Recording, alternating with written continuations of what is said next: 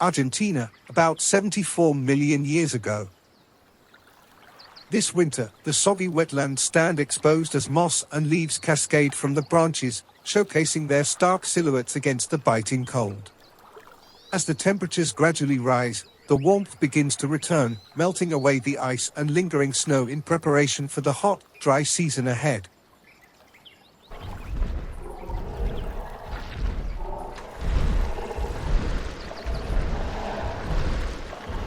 Dreadnoughtus, a herbivorous sauropod.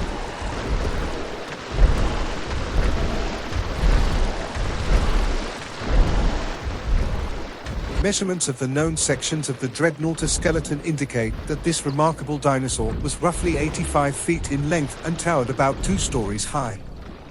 Its shoulder blade, measuring 5.71 feet, surpasses any other known titanosaur shoulder blade in size. Additionally, the top bone of its pelvis is the largest recorded, reaching 4.2 feet long.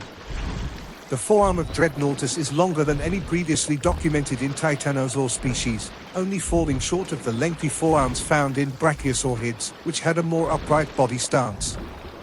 The only species with a longer upper arm bone is parallel titan. While each species likely exhibited slight variations in body proportions, these measurements highlight the colossal size of Dreadnoughtus, with the estimated weight of the type specimen being around 53 to 54 short tons.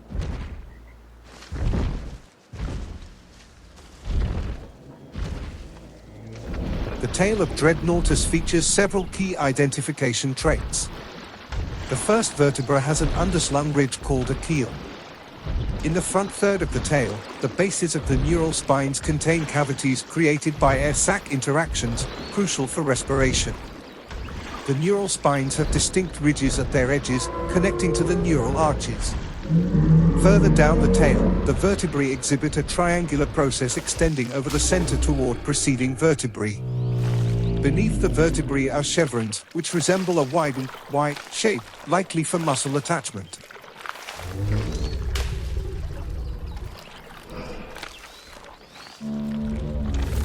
The completeness of Dreadnoughtus can be evaluated in various ways.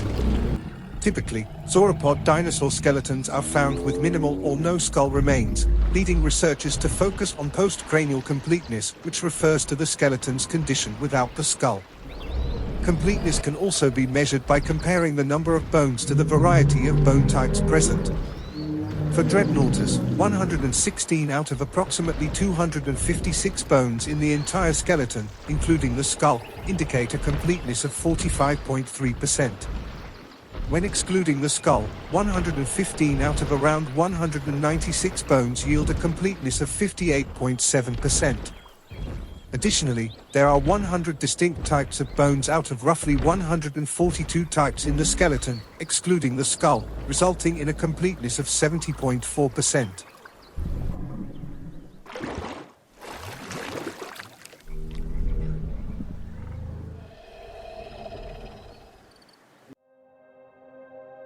Dreadnoughtus fossils have been found in southern Argentina. The name Dreadnoughtus translates to "fears nothing," reflecting the idea that herbivores deserve recognition for their resilience in challenging environments. This name draws inspiration from the dreadnought battleships of the early 20th century, which were groundbreaking in their design and power, rendering the older, less formidable battleships obsolete and instilling a sense of invincibility. An uncovered Dreadnoughtus specimen appears to have been immature at the time of its death. The analysis of the holotype humerus reveals the absence of an external fundamental system, a characteristic outer bone layer typically present in fully mature vertebrates. Additionally, the presence of plentiful fast-deposited or still developing woven tissue within the primary fibrolamellar bone of the outer cortex indicates that this specimen was still in a growth phase when it passed away.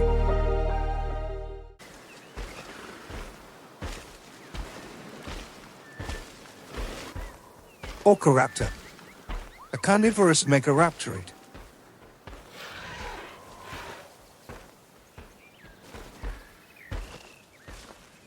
Orkoraptor was a medium-sized theropod, reaching lengths of 20 feet and weighing around 1,100 pounds.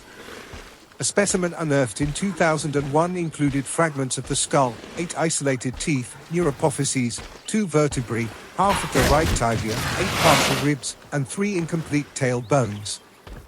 Initially classified as a coelurosaur due to the distinctive upturned anterior process of the postorbital and specialized teeth that are unserrated on the front and have an H-shaped cross-section, similar to those found in dromaeosaurids and compsognathids, further examination revealed features that contradicted this classification. As a result, the original researchers could not definitively place it within any specific family, although they noted its resemblance to an undescribed theropod from Patagonia. Recent studies have suggested that the coelurosaur-like characteristics may also be found in some megaraptorans. For instance, Orkoraptor's postorbital structure closely resembles that of other megaraptorans.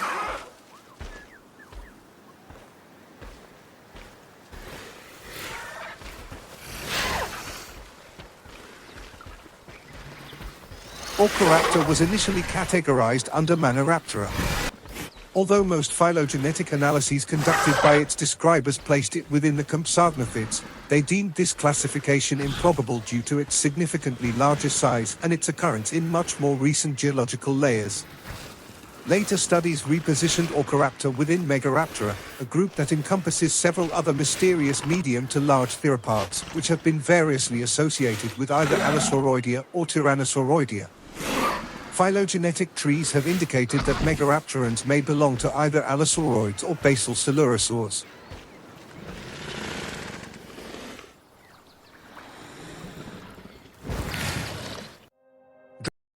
Dreadnoughts have been found in southern Argentina. The term Orkoraptor translates to toothed river thief, originating from the Aeonican word orkor, which refers to the La Leona River close to where the fossils were first discovered. The species name pays tribute to Coleman Berg, an enthusiastic amateur paleontologist who contributed to the expedition that gathered the initial fossils. Most megaraptorans are represented only by fragmentary fossils, making it unlikely to find much in the way of supporting feathers. Nevertheless, recent studies place them within the Coelurosauria group, which is well known for its evidence of feathers across nearly all major lineages. This suggests that megaraptorans were probably feathered, with plumage that resembled that of other early coelurosaurs like Eutyrannus. These creatures sported a substantial amount of feathers, and even their largest members likely retained a fluffy appearance.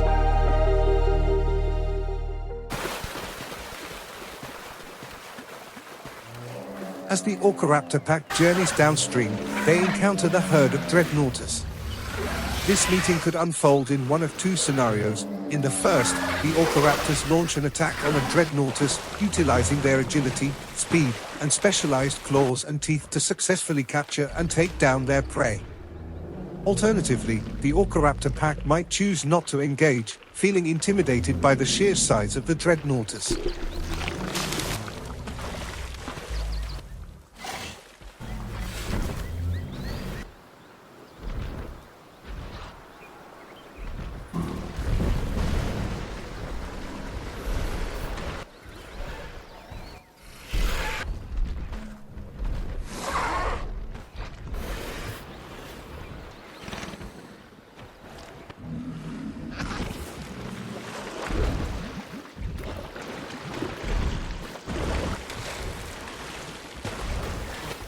The Orkoraptor pack has decided against attempting to attack a Dreadnoughtus, a wise choice given the significant size difference between them.